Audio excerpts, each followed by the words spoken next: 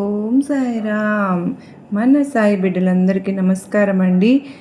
సాయినాథుని దయ వలన అందరూ ఎక్కడ ఉన్నా సుఖంగా సంతోషంగా ఎప్పుడూ కూడా అష్టైశ్వర్య ఆయురారోగ్యాలతో ఉండాలని చెప్పి సాయినాథుని తరపున నేను కూడా మనస్ఫూర్తిగా అయితే కోరుకుంటూ ఉన్నాను. ఈరోజు వీడియోలో సాయిబాబా సన్నిధి ద్వారా మనకు వచ్చినటువంటి సందేశం ఏంటి అంటే కనుక బిడ్డ చూడగానే కల్పవృక్షాన్ని తాకమ్మా, నువ్వు ఊహించని విధంగా ఒక పెద్ద మార్పు రాబోతుంది. ఈరోజు నీ అదృష్టం తలుపులు తట్టబోతూ ఉన్నాయి. ఎన్నాళ్లుగానో ఎదురుచూస్తున్నటువంటి ఆర్థిక సమస్యలకు పరిష్కారం తప్పకుండా దొరకబోతుంది. నీ కష్టం, నీ కన్నీళ్ళు, నీ సహనం ఫలితం ఇచ్చే సమయం ఇప్పుడు వచ్చేసింది. నువ్వు పడిన ప్రతి కష్టం నాకు తెలిసిపోయింది. నీ మనసులో ఉన్న ప్రతి కోరిక నాకు వినిపిస్తోంది. అందుకే ఈరోజు నీకు ఒక ఆశీర్వాదంగా ఊహించని ధనం నీ వైపు వస్తుంది. ఇది కేవలం డబ్బు కాదు, నీ జీవితాన్ని మార్చే ఒక కొత్త ఆరంభం. నీ ఒక్కసారి గనక కల్పవృక్షాన్ని తాకి నీ సాయినాథుని ఆశీర్వాదాన్ని స్వీకరించు. నమ్మకంతో ముందుకు నడువు. నీ దారిలో ఉన్న అడ్డంకులు అన్నీ ఒక్కొక్కటిగా తొలగిపోతాయి. ఈ సందేశం నీకు చేరితే తప్పకుండా కామెంట్ బాక్స్లో ఓం సాయిరామ్ అని తప్పకుండా రాయి. సాయినాథుని ఆశీర్వాదంతో నీతోనే ఉంటుందని తప్పకుండా గుర్తించు అని సాయినాథుడు మనకు ఈరోజు ఒక చక్కటి సందేశం ద్వారా మన ముందుకైతే వచ్చారండి. మరి సాయినాథుని సందేశం మీ అందరికీ నచ్చినట్లయితే తప్పకుండా లైక్ చేసి మన ఛానల్ సబ్స్క్రైబ్ చేసుకుని నాకు సపోర్ట్ అయితే ఇవ్వండి. ఇప్పుడు సాయినాథుని సందేశాన్ని వెంటనే విందాం. మీరు ఎక్కడ ఎన్ని ఇబ్బందులు పడుతూ ఉన్నా సరే ఒక్కసారి ఈ సందేశాలతో కనెక్ట్ అవ్వగానే మీ జీవితంలో ఉన్నటువంటి సమస్యలన్నీ కూడా ఒక్కసారిగా తీరిపోయి దూది పింజంలాగా మీ జీవితం మారబోతుంది. అంతా కూడా మీకు మంచే జరుగుతుంది. మరి బాబావారి సందేశాన్ని మనం ఇప్పుడు విందామా? మరి నీ చేతికి తగినంత అందనంత గొప్పతనాన్ని నేను తప్పకుండా ఇవ్వబోతున్నాను. అసలు ఎన్నాళ్ళుగా నువ్వు ఊహించి ఉండవు కూడా. ఇంత ధనం నాకు ఎలా వచ్చింది, ఎలా వస్తుంది, అసలు సాయినాథుడు నాకు ఏ విధంగా పంపిస్తారని కదూ నీ ఆలోచన. మొత్తం కూడా నువ్వు చేస్తున్న పనిలో, నువ్వు చేస్తున్నటువంటిది ఏదైనా సరే, అటువంటిది ఏ పని అయినా సరే, నీకు అందులో ఒక గొప్ప విజయాన్ని నేను తప్పకుండా ఇవ్వబోతూ ఉన్నాను. నీకు తప్పకుండా ధనాన్ని నీ వరకు చేరాలని నేను చేయబోతూ ఉన్నాను. ఈ బాబాయ్పై పూర్తి విశ్వాసం, నమ్మకం ఉంటే నేను చెప్పేటటువంటి సందేశాన్ని పూర్తిగా ఆలకించి చూడు, నీకే అర్థమవుతుంది. పెద్ద మొత్తంలో ధనాన్ని నీకు ఇవ్వబోతున్నాను. ఆ ధనాన్ని ఒక్కసారి స్వీకరించిన తర్వాత నీ మనసంతా కూడా ఎంతో సంతోషంతో ఉండిపోతుందో తెలుసా. అసలు అలసిపోయిన నీ హృదయానికి ఇది ఒక ఊహించినటువంటి ఒక శుభవార్త అనుకో. నీ ఎన్నాళ్ళుగానో బాధపడిపోతూ సతమతమైపోతూ ఉన్నావు. నువ్వు ఎవరైతే నీ మనసును అర్థం చేసుకోలేకపోతున్నారో, అలాగే బంగారం లాంటి నీ మనస్తత్వం గురించి ఎవరైతే నిన్ను ప్రతిరోజు ఎత్తిపొడుస్తూ నిన్ను అగౌరవపరుస్తూ ఉన్నారో వారి గురించి కూడా నాకు అంతా బాగా తెలుసు. చూడమ్మా, నిన్ను అలా చూడలేకే నా గుండె తరుకుపోతుంది. ప్రతిరోజు ఈ సాయిని ప్రార్థించే నీ చేతులు ఈ సాయికి బోలెడన్ని కబుర్లు చెబుతూ గలగలా మాట్లాడే నీ పలుకులు, నీ ఆనందం ఏమైపోయింది? ఎన్నో రోజుల నుంచి కరువైపోయింది. సంతోషమైన బాధైన అంతా నాలోనే పంచుకుంటూ ఉంటావు కదా. నాతో ఒక గురువుగా ధైర్యంగా భావిస్తూ ఉంటావుగా. తండ్రిగా నేను చెప్పే మాటను ఎందుకు వినడం లేదు? అలాగే నేను ఏదైనా నీ మంచి గురించే చెప్తానని ఎందుకు నువ్వు నన్ను అర్థం చేసుకోవడం లేదు? అది కూడా నీ జీవితం పట్ల నాకు ఉన్నటువంటి బాధ్యతతో అంత లోనే నిన్నే చూసుకుంటూ నిన్ను జాగ్రత్తగా నడిపిస్తూ వస్తూ ఉన్నాను. జీవితంలో తప్పులు ఏ మానవులైనా చేస్తారు, అది మానవ సహజం. తప్పు చేయనటువంటి వారు ఈ లోకంలో ఎవరూ లేరు. కానీ చేసిన తప్పును మన్నించమని నీ ఇష్టదైవం వద్ద నువ్వు మనస్ఫూర్తిగా ప్రార్థన చేస్తుంటావు చూడు. నీ తప్పును మన్నించమని వేడుకో చాలు. ఎందుకు అంతకు మించినటువంటివి నువ్వేమీ చేయాల్సిన పని లేదు. నీ మనసుకు గాయం గురించి నువ్వు అదే పనిగా ఆలోచిస్తూ నిన్ను అడుగడుగున నేను కాపాడుకుంటూ వస్తూ ఉన్నాను. నేను కూడా నీకు బాగా తెలుసు. అయినా కూడా ఒక తెలియనటువంటి భయం నిన్ను మనశ్శాంతి లేకుండా చేస్తోంది. ఒకటైతే నిజం, నీ మనసును ఎవరు అర్థం చేసుకోలేకపోయినా, ఎవరు నీకు సరైనటువంటి విలువను గుర్తింపు ఇవ్వలేకపోయినా నువ్వు మాత్రం బాధపడాల్సిన పని లేదు. నేను నీకు ఎప్పుడు అండగా ఉంటాను అనే విషయాన్ని నువ్వు మరచిపోవద్దు. నీకు ఎలాంటి హాని కలగదు. ఎందుకు అంటే ఈ బాబా ఎప్పుడు నీకు తోడుంటానుగా. నేను బాధ్యతగా నిన్ను దగ్గరుండి చూసుకుంటానుగా. నేను తీసుకున్నాను. నీకెందుకు భయం చెప్పు? నీకు దిగులు పడుతూ కూర్చుంటే ఎలా? నువ్వు చేస్తున్న పనిని మనస్ఫూర్తిగా చేసుకుంటూ ఉంటే, పనులన్నీ అవే అలా దిగులుగా కూర్చుంటూ ఉంటే, మనం అన్నం తినడానికైనా కానీ మనం కనీసం డబ్బులు ఉండాలి కదా! ఈరోజు పూట గడవడానికైనా మన దగ్గర డబ్బులు ఉండాలి కదా! నువ్వు అలా కేవలం దిగులుగా కూర్చుని మానసికంగా బాధపడిపోతూ ఉండడం వల్ల ఎలాంటి లాభమూ లేదు. ఆ పనిని పూర్తి చేసుకో. ఆ పని నుంచి నీకు వచ్చేటటువంటి ధనాన్ని నేను నీకు రెట్టింపు అయ్యేలాగా చేస్తాను. ఈ విధంగా నీకు అధిక మొత్తంలో ఎక్కువ ధనాన్ని తప్పకుండా ఇస్తాను. నువ్వు అడిగినటువంటివి నేను ఇవ్వలేకపోవచ్చునేమో కానీ అన్నీ కూడా కొన్ని సందర్భాల్లో అవి ఇవ్వలేనటువంటి పరిస్థితి రావచ్చునేమో కానీ కొన్ని నీకు వచ్చినటువంటి కష్టాలను సమస్యలను తొలగించుకోలేకపోవచ్చు. అవన్నీ కూడా అనుభవించినవి వాటిని నువ్వు పూర్తిగా అనుభవిస్తేనే మంచిదని నీ కర్మ నుండి నువ్వు బయటపడగలుగుతావు అని కనుకనే ఇన్ని రోజులు నీ పట్ల కాస్త ఆలస్యంగా ప్రవర్తించానేమో కానీ అడిగినవన్నీ కూడా నీకు ఇవ్వలేనప్పుడు నాపై కోపం పెంచుకోవడం న్యాయమేనా చెప్పు? నన్ను నిందించడం న్యాయమేనా? కొంచెం ఆలోచన చేస్తూ ఉండు. ఎందుకు బావ ఆలస్యం చేస్తున్నాడు అని నీ మొరను నేను ఎందుకు వినను చెప్పు? వెంట రాని వాటి కోసం నువ్వు ఎందుకు అన్ని పరుగులు పెడుతూ తీసినా కూడా అది వ్యర్థమే కదా. నీ మనసుకు ఎప్పుడు కూడా అచంచలమైనటువంటి విపరీతమైనటువంటి ధోరణిలో ఎక్కువగా ఆలోచన విధానాన్ని పెంచుకుంటూ వస్తూ ఉన్నారు. కోప్పడుతున్నారు. కుటుంబంపై కోపాన్ని ప్రదర్శిస్తున్నారు. అసలు మనం కుటుంబం పైన కోపాన్ని ఎందుకు ప్రదర్శించాలి? ఆ కుటుంబం కేవలం మిమ్మల్ని నమ్ముకుని జీవిస్తుందనే విషయాన్ని మీరు మరచిపోతూ ఉన్నారు. అసలు మీలాగే మీ కుటుంబం కూడా బాగుపడుతుందని బాధపడుతుంది అని కూడా మర్చిపోతూ ఉన్నారు. అలా మర్చిపోయినందువల్లనే మీరు మీ కుటుంబాన్ని మీరు ఎప్పుడు కూడా బాధ పెడుతూ వస్తున్నారు. మీకోసం మీ కోపం ఆ కోపాన్ని తగ్గించుకో. ఎంతో అనర్థాలను తీసుకొస్తుంది కదా. ముందుగా నువ్వు అతి కోపాన్ని తగ్గించుకుంటే ఏ పనినైనా సరే నువ్వు సాధిస్తావు. అందులో విజయాన్ని పొందుతావు. వాటి నుంచి వచ్చినటువంటి డబ్బును ఆస్వాదించగలుగుతావు. ఇది జరుగుతుందా లేదా అని నీలో నువ్వే మదన పడిపోతూ కూర్చుంటే ఎప్పుడు కూడా ఆ విజయం నిన్ను వరించదు కాదు కదా. ఇంకా ఆత్మస్థైర్యం కూడా నిండుకోదు. అందుకే చెప్తూ ఉంటాను, దేనిపైనా కానీ ఆశను పెంచుకోండి, ఎక్కువగా నిరాశను చూపకండి అని. ఏదైనా కానీ వస్తువైనా లేదా నువ్వు చేసేటటువంటి పనిలోనైనా సరే ఆశగా చేయాలి. అలాగే మనకు విజయం వరించాలి అనేటటువంటి మక్కువతోనో ఎదురు చూడాలి. అంతే తప్ప అందులో నేను అపజయం పాలైపోతానేమో, అది నాకు అసలు సెట్ అవ్వదేమో, అది నాకు సరిపోదేమో ఇలా ఆలోచించి కూర్చుంటే ఎక్కడైతే ఆగిపోతావో అక్కడే నీకు కదలకుండా ఆగిపోతావు. ఎక్కడ వేసిన గొంగలు అక్కడే ఉన్నట్లు ఉండిపోతావు.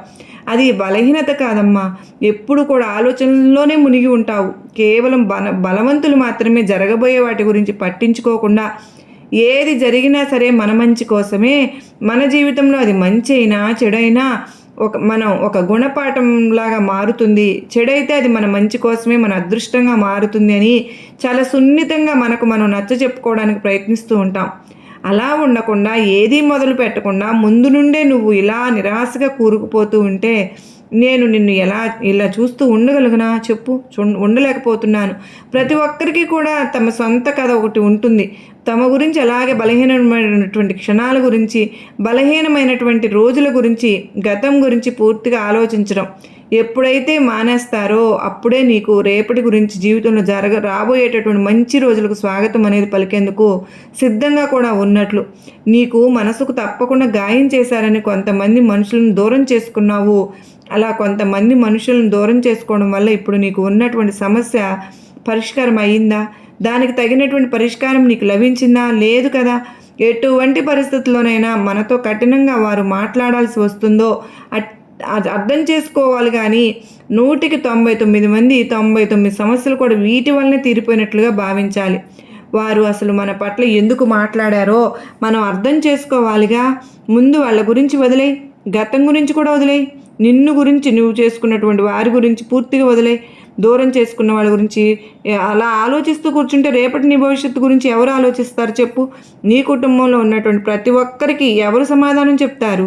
వారు ఎంతో కష్టించి నిన్ను ఎంతో మంచిగా అభివృద్ధి చేసి ఈ స్థాయికి వచ్చింది ఎవరు? నువ్వు చెప్పు. ఇలా నిరాశలో కూరుకుపోయి ఎప్పుడు కూడా వారు చూస్తూ ఉండడానికా? లేనిపోని కోపాన్ని కూడా నీ ఇంట్లో వారిపై ప్రదర్శిస్తూ వస్తున్నావు. దేనికోసమైతే ఇలా కొంతమందిని నువ్వు నమ్మి మోసపోయి చివరికి అదంతా కూడా కేవలం నీ కుటుంబంలో ఉన్నటువంటి వారిపై చూపించడం అసలు మంచి పని కానే కాదు. నీ మనసుకు గాయం చేసిన వారిని దూరం చేసుకున్నావు కదా, ఇక వారు కూడా దూరం అయిపోయారు. అంతటితో పరిష్కారం కూడా అయిపోయిందని అనుకో. అంతటితో వారిని నీకు ఉన్నటువంటి బంధం కూడా తెగిపోయిందని అనుకో. లేదంటే నీ జీవితంలో వారితో నీకు మరలా ముడిపడి ఉంటే తప్పకుండా ఏదో ఒక రోజు నీకు దగ్గర అవుతారని అనుకో. అంతే తప్ప అలా జరిగిపోయినటువంటి గతం గురించి ఆలోచించుకుంటూ రేపటి నీ భవిష్యత్తు గురించి ఇప్పటి నుండి వ్యర్థం చేసుకోవద్దు. అసలు గతం గురించి ఎక్కువగా ఆలోచించవద్దు. ఎందుకో తెలుసా, గతం గతః అని అనుకోవాలి. కానీ ఎప్పుడు కూడా అలా గతాన్ని గుర్తు చేసుకుని ఇబ్బంది పడిపోతూ ఉంటే ఎలా చెప్పు? మరి గతాన్ని గుర్తు చేసుకోవడం అంటే, మన పాత జ్ఞాపకాలను గుర్తు చేసుకోవడం అంటే మనం బాధపడవలసి వస్తుంది. ఎక్కడో లేనటువంటి అనుమానాలు, ఎప్పుడూ కూడా అపనమ్మకాలు, అది జరుగుతుందా లేదా అనేటటువంటి అపోహ నీలో నిండిపోయి ఉంటుంది. ముందు నువ్వు వణకటం మానితేనే ఆ సమస్యలన్నీ తీరిపోతాయి కదా. ఆ సమస్య గొప్పది అని చెప్పి నువ్వు అనుకుంటూ ఉంటావు, నీ సంకల్పం గొప్పది అని చెప్పి నేను అంటూ ఉన్నాను. కాకపోతే కాస్త సున్నితమైనటువంటి మనస్కుడివి కదా, అందుకే కాస్త భయాందోళనకు ఎప్పుడు కూడా గురి అవుతూ వస్తున్నావు. ఏమీ భయం లేదు, దేనికి భయపడాల్సిన అవసరం పడలేదు. నీకు నీ సాయి కొండంత ధైర్యంగా నీ దగ్గర నిలబడి ఉన్నాను. కెరటాలే లేనటువంటి సముద్రాన్ని కానీ, కష్టాలే లేనటువంటి జీవితాన్ని కానీ ఎక్కడైనా చూసావా నువ్వు? ఎక్కడా ఉండదు. జీవితం ఒక సమరం, దానిని నువ్వు తప్పకుండా జయించే తీరాలి. జీవితం ఒక ధ్యేయం, దానిని నువ్వు తప్పకుండా సాధించి తీరాలి. ఎవరికైనా సరే కానీ, ఎలాంటి సమస్య ఉన్నా కానీ, లేదంటే ఎలాంటి పరిష్కారమే లేనటువంటి కొన్ని బాధలు ఉన్నా కానీ, కోరికలు ఉన్నా, వీటి కోసం కన్నీరు కారుస్తూ ఉండటం మంచిది కదా. అప్పుడు ఆ కన్నీరు ఆపుకోవడం కష్టం కాదేమో అని కానీ మనసులో నువ్వు అనుకున్నా సరే, ఆ బాధలు సమస్యలకు దూరంగా ఉంటేనే వీటన్నిటిని ఆపుకొని ధైర్యంగా నిలబడి వాటి గురించి ఆలోచిస్తూ కూడా పైకి మాత్రం నవ్వుతూ జీవిస్తూ ఉంటారు. చూడు, అది నిజంగా చాలా కష్టమైనటువంటి పని. ఇప్పుడు ప్రస్తుతం నువ్వు చేస్తుంది కూడా అదే. ఒక్క నిమిషంలో ఎవరికీ కూడా జీవితం అనేది ఏదీ మారదు. కానీ ఆ ఒక్క నిమిషం కనుక నువ్వు ఆలోచించి తీసుకునే నిర్ణయం ఉంటుంది చూడు, నీ జీవితాన్ని తప్పకుండా మార్చేస్తుంది. మరి ప్రస్తుతం నీ బుర్రలో ఉన్నటువంటి ఆలోచనలన్నీ కూడా నిన్ను ఎలాంటి పనులు చేయనివ్వకుండా కేవలం ఆలోచనల మీద, పనుల మీద, అంటే ఆలోచనల వలన నిద్ర కూడా పోకుండా ప్రతిరోజు దుఃఖమయంతోనే, లేదంటే ఆలోచనల సమస్యలతోనూ కొట్టుమిట్టాడుతూ ఉంటున్నావు.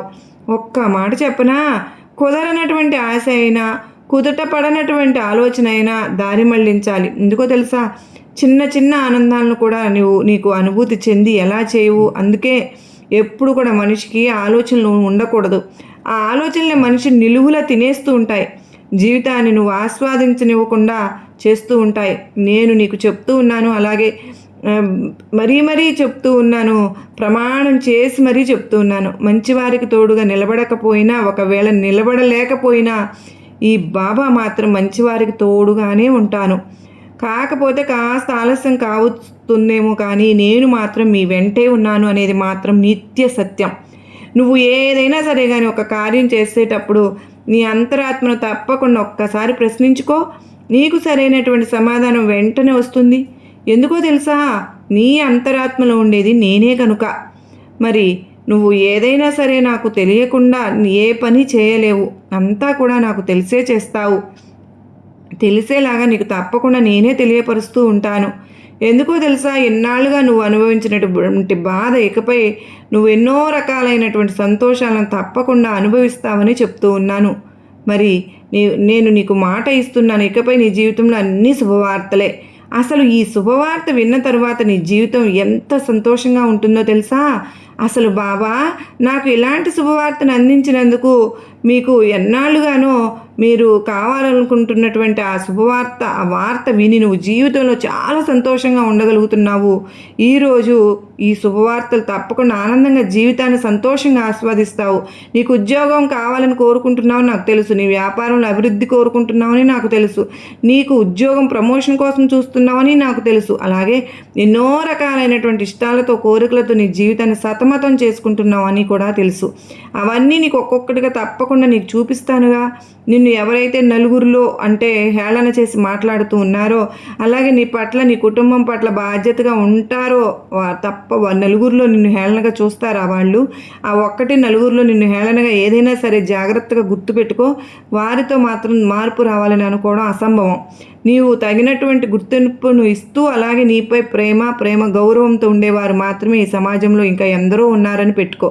వారితో పాటు అతి తొందరలోనే నీకు పరిచయాలు ఏర్పాటు నేను చేస్తాను. అందుకే నేను చెప్తూ ఉన్నాను, వెంటరాని వాటి కోసం ఎక్కువగా విపరీతంగా పరుగులు పెడుతూ ఉంటాం. అదే మనం వెంట వచ్చేటటువంటి బంధాల కోసం మాత్రం చాలా చిన్న చూపుగా ప్రవర్తిస్తూ ఉంటాం. మన తోడుగా ఉంటూ మనకు నీడగా కాపాడుతూ మనల్ని ప్రేమిస్తూ మనల్ని గౌరవంగా ఉండే వారి పట్ల మాత్రం మన ప్రవర్తన అనేది చాలా విరోధంగా ఉంటుంది. ఎందుకు అంటే వారంటే మనకు చిన్న చూపు. ఎవరైతే మనల్ని అగౌరవపరుస్తూ మనల్ని దూరం పెడుతూ ఉంటారో వారిపై మాత్రమే మన మనసంతా కూడా స్థిరంగా ఉంటుంది. వారి కోసం వారిలో వచ్చే మార్పు కోసం ఎదురు చూస్తూ నిన్ను నువ్వు కష్టపెట్టుకుంటూ ఇలా ప్రతిరోజు కూడా దుఃఖిస్తూ ఉండడంలో అర్థం లేదు కదా. కనుక నేను నీకు మాట ఇచ్చాను కనుక నీ మనసుకు తగినటువంటి అలాగే నిన్ను గౌరవింప చేసేటటువంటి కొన్ని బంధాలు అనేవి నీకు ఏర్పడతాయి. నిన్ను అర్థం చేసుకునేటటువంటి రోజులు కూడా తప్పకుండా వస్తూ ఉన్నాయి. నిన్ను నీ కుటుంబాన్ని చక్కగా చూసుకుంటారు కనుకనే చెప్తూ ఉన్నాను. నువ్వు అడిగినవన్నీ కూడా నేను ఒక్కొక్క సందర్భంలో ఇవ్వలేకపోవచ్చు అని ఊరికే అన్నాను అనుకుంటున్నావా? ఎందుకో తెలుసా, నీకు అది మంచిదో కాదో అనే విషయం నాకు మాత్రమే కదా తప్పకుండా తెలుస్తుంది. కనుకనే నువ్వు ఇన్ని రోజులు అడుగుతున్నటువంటి కోరిక అసలు న్యాయం కానిది. ఎదుటివారిలో నీ పట్ల ఉన్నటువంటి ప్రేమ కానీ గౌరవం కానీ అదంతా కూడా కేవలం ఒక నాటకం మాత్రమే. వారి నిజస్వరూపం ఎప్పుడు నీకు తెలిసింది కదా. మరలా వారితో మార్పు రావాలని నువ్వు ఎందుకు కోరుకుంటున్నావు? నువ్వు ఆరాటపడుతూ ఉన్నావు. అలా వద్దు. ఒకవేళ పైకి వారు మంచిగా మారినట్లు కనిపించినా మాత్రం జీవితంలో అంటే రాబోయే రోజుల్లో మరలా వారి యొక్క అడుగు అసలు స్వరూపం అనేది నువ్వు తట్టుకోలేవు చూసి. కనుకనే ఇంతవరకు ముగింపు పలుకు. మరలా సంతోషంగా మునుపటిలాగా నీ జీవితాన్ని ప్రారంభించు. అన్నీ మర్చిపో. గతం గతహ అన్నట్లుగా ప్రతి ఒక్కటి కూడా నీ మనసు నుండి తప్పకుండా చెరిపి ప్రతి క్షణం నీ మనసుకు నచ్చుతున్నటువంటి పనులని నువ్వు చూసి చేసుకుంటూ ఉండు. అలాగే నీకు ఏదైతే బాగా మనసుకు నచ్చుతుందో, నీ మనసుకు ఏదైతే చేయాలని అనిపిస్తూ ఉంటుందో అది మాత్రమే చెయ్యి. ఒకరు అది చేస్తున్నారు నేను కూడా అది చేయాలి అనుకునేటటువంటి తొందరపాటు నిర్ణయాలు మాత్రం తీసుకునే వద్దు. ఎవరిపై కూడా అనవసరంగా మాట కానీ చెయ్యి కానీ చేసుకునేటటువంటి మనస్తత్వం కలవాడివి అంతకన్నా కాదు నువ్వు. నీకు నీ మంచి జీవితానికి కూడా ఒక అర్థం ఉండేటువంటి గొప్ప బంధాన్ని నేను దగ్గర చేస్తాను నీకు.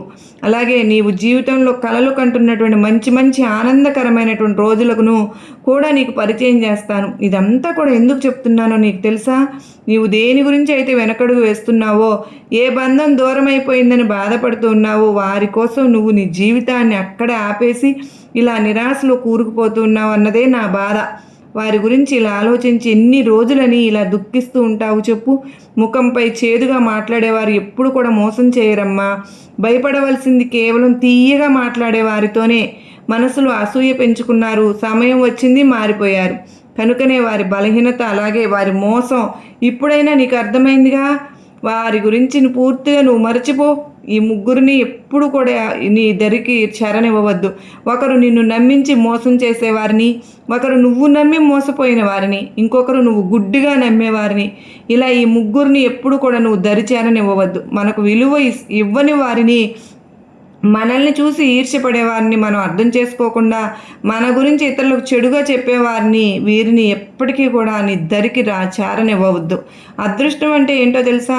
ధనము ఆస్తులు ఉండడం కాదు, చేతి నిండా పని ఉండడమే, కడుపు నిండా తిండి, కంటి నిండా నిద్రపోవడమే, కష్టసుఖాలను పంచుకోవాల్సినటువంటి గొప్ప సన్నిహితులు మనకు కలిగి ఉండడమే నిజమైనటువంటి అదృష్టం. ఆ అదృష్టమే నీ దరికి తప్పకుండా రాబోతుంది.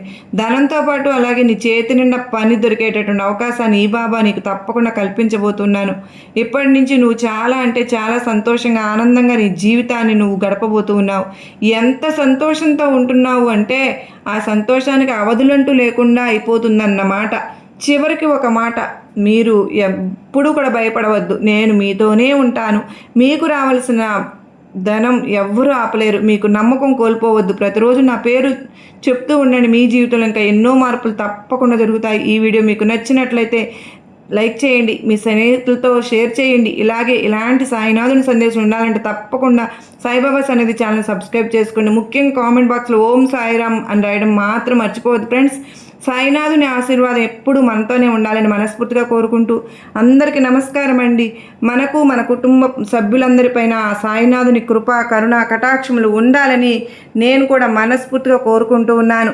మన సాయి శక్తి మనందరిలోనూ నింపుకోవాలని నేను ఆ బాబా వారిని వేడుకుంటూ ఉన్నాను కూడా. మరి నీ దృష్టి వారి లోపల దాగి సత్యాన్ని ఛేదించి చూసేలాగా, ఎందుకంటే ఆత్మ దివ్య సృష్టితో కలిసిపోయేలాగా నేను నీకు కలిగిస్తూ ఉన్నాను. ఎందుకు నువ్వు ముందు నుండి కూడా నిర్భయంతుడివే, కానీ నీ చుట్టూ ఉన్న వాళ్ళే నీ మీద ఏం చేశారు అనేది నీవు పిరికివాడివి అన్న ఒక పొర కప్పేశారు కనుకనే ఆ పొరలో నిన్ను దాచేశారు కనుక ఇప్పుడు నువ్వు కూడా లోపల నుండి పిరికివాడినేమో అన్న భ్రమలో బ్రతికేస్తూ వస్తున్నావు. ఎందుకో తెలుసా, ఎదుటివారికి ప్రేమను పంచుతావు, ఎదుటివారికి ప్రేమను ఇవ్వు. ఎక్కడైతే నువ్వు ఎదుటివారికి ప్రేమను పంచి ఇస్తూ ఉంటావో నీకు మళ్ళీ నేను అంతే ఇస్తూ ఉంటాను అని బాబావారు చెప్తూ ఉన్నారు. నీ సాయి నిన్ను ఎంచుకున్నాను కనుకనే ఇప్పుడు ఈ సమయం వచ్చింది. నీ ఉనికి నువ్వు పూర్తిగా సంపూర్ణతను స్వీకరించింది. ఇప్పుడు నీవు ఉనికి చిన్నగా లేదమ్మా, దాన్ని గుర్తించు, దాన్ని గౌరవించు. అసలు ప్రశ్న వేయవద్దు, తనని చేతగాని వాళ్ళకు దూషించను వద్దు. ఎందుకంటే జరగాల్సింది గతించింది, గతించాల్సిందే కదా. అంత మాత్రమే కాదు, రానున్నది నీ ఉన్నతికి మాత్రమే. నీ ఆత్మ గాయపడుతూ ఉన్నప్పుడు కాంతి మరియు తీవ్రమవుతుందని గుర్తుపెట్టుకో. నువ్వు ఇప్పుడు ఆ కాంతి స్థితిలోకి వచ్చావు కనుకనే నా శక్తి నీలో ప్రారంభమైంది. నువ్వు పెద్ద అద్భుతం జరుగుతుంది నీ జీవితంలో. అతి పెద్ద సమాధానం కూడా ఇదే అవుతుంది. నీకు ఆ